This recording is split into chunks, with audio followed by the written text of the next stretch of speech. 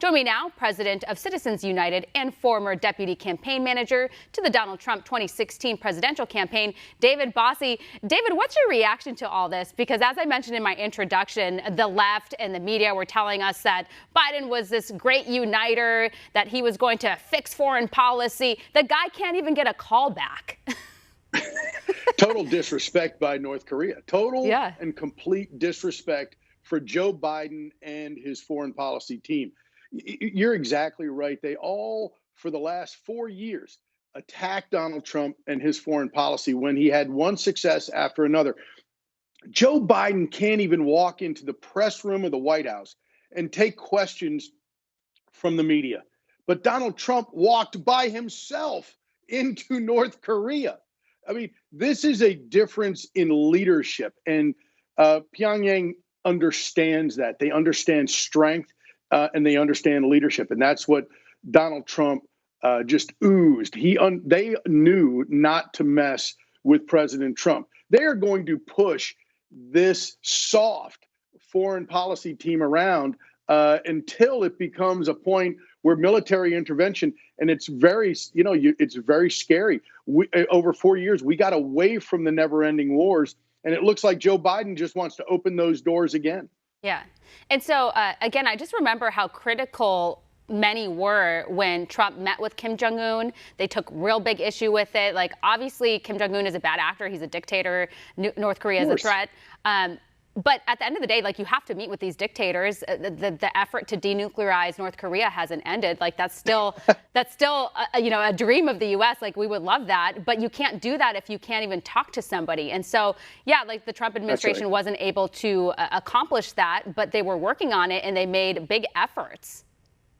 They certainly did. And look, the Obama administration for 8 years was an absolute abject failure when it came to either negotiating with or controlling anything that North Korea did in those 8 years. And so the Trump administration took a different tact, and they communicated directly with him. And look, he is a dictator. You spelled it out exactly right, that he's a bad actor, but he is somebody who is in charge.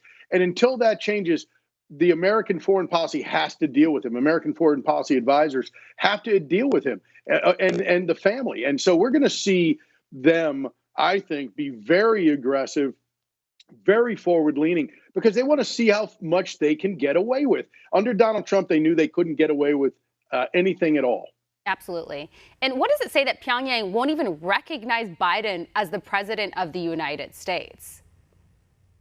Well, it's complete disrespect for Joe Biden. It says we've seen this guy before. For 8 years under Barack Obama, we saw what they did. We don't need to recognize them because we already know their old, stale, and failed policies. Yeah. And, I laugh. It's just hysterical because, like, we knew this was going to happen. I mean, Biden is a complete joke. There are still people in this country who question whether or not Biden should be really president. A lot of us have a hard time believing that he really got 80 million votes in this country, but that's another topic for another day. That being said, that's right.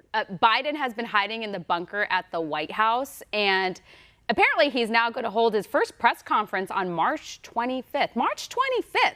That long to hear from the commander-in-chief of this country? Well, I think it probably takes them that long to get him ready. The first rule in communications, especially at the level at the White House, is to never give advance notice to the media. I mean, you're setting it up. And look, if it's a real press conference versus a staged, choreographed, media stunt, publicity stunt, which is what I think this may end up being, we're going to know. The American people are very smart, and they're going to see if Joe Biden is reading at the podium from a list of people to call on, and maybe those questions will have been pre-approved. We're going to see exactly how they do this because Joe Biden is not ready for prime time.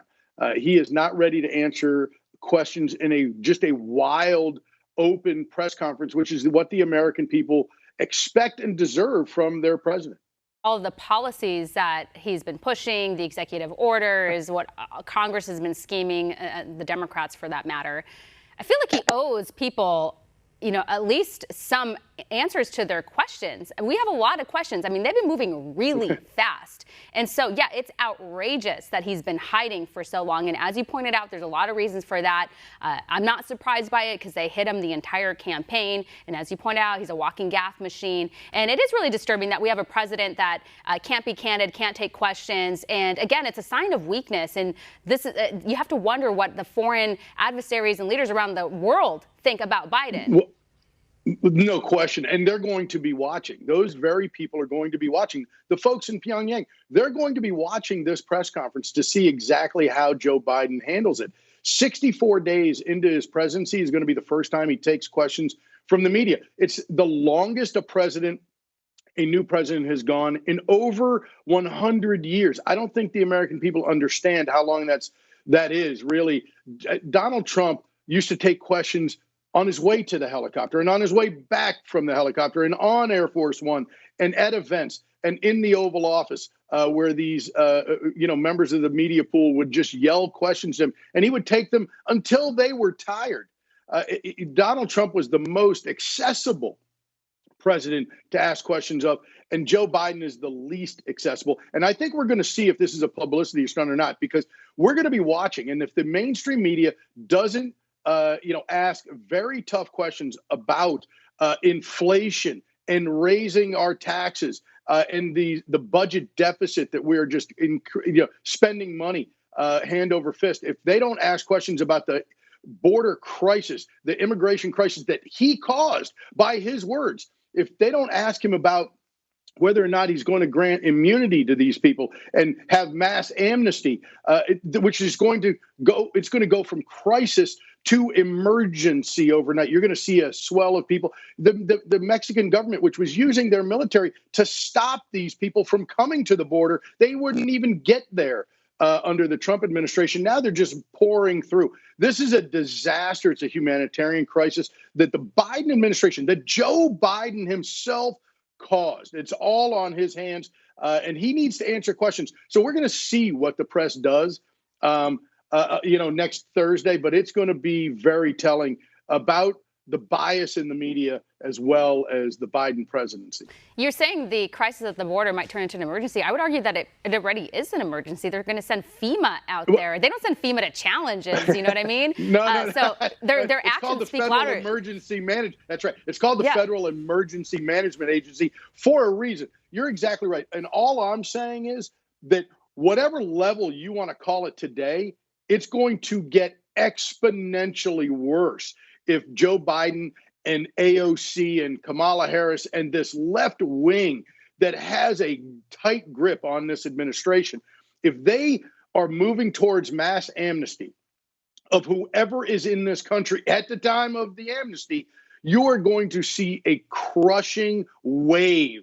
This is like nothing. What we're going through right now, what our Border Patrol agents, what our ICE agents, what the FEMA is even seeing at the border today, it pales in comparison as to the crisis, the emergency that will be beset on the border if they go for amnesty, because the numbers will just quadruple or even more. These numbers are so extreme right now today compared to what they were under Trump, but they're going to get even higher if they hear amnesty in Central and South America. David, you hit the nail on the head. And the issue is we have Team Biden, number one, they're ignoring it. And then when they do discuss it, we heard from Team Biden, they're saying to the migrants, they're like, don't come now.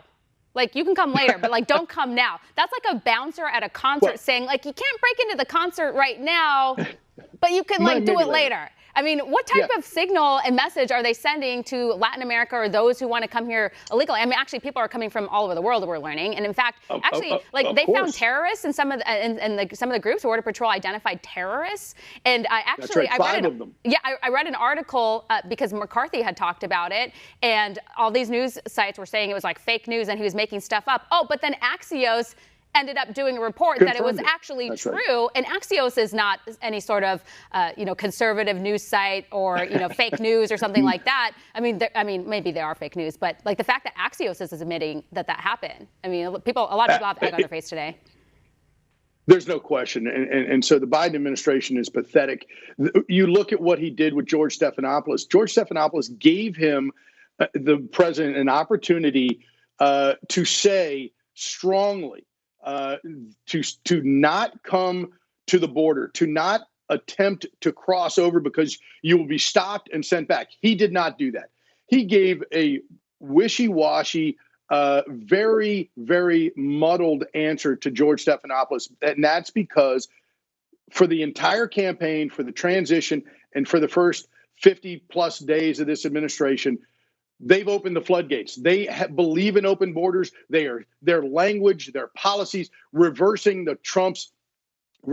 President Trump's executive orders on ICE and detention and the removal and shipping of those who come here illegally back to their countries of origin. It was very strong. It was very strong that Mexico was going to be held to account to stop them using their military on the border. As I said, that is all gone. Joe Biden has eviscerated any type of border control, and they've opened the borders to everyone and anyone who wants to come in. It's still a very dangerous journey. There are still bad actors. There's human traffickers. There's drug traffickers. There's people who take advantage of these folks, and it's unfortunate. We don't want to lose sight of that. These people are looking for a better opportunity, but come here legally. That's what the process is. That's what you look at what President Trump did during the campaign in 2020. He got enormous numbers, much greater than 2016, of the Hispanic vote because of his position on legal immigration. They didn't want to see folks in Texas and Arizona. Those numbers were extreme in their vote for Donald Trump, and I think we're going to continue to see that as the left moves forward with open borders and amnesty.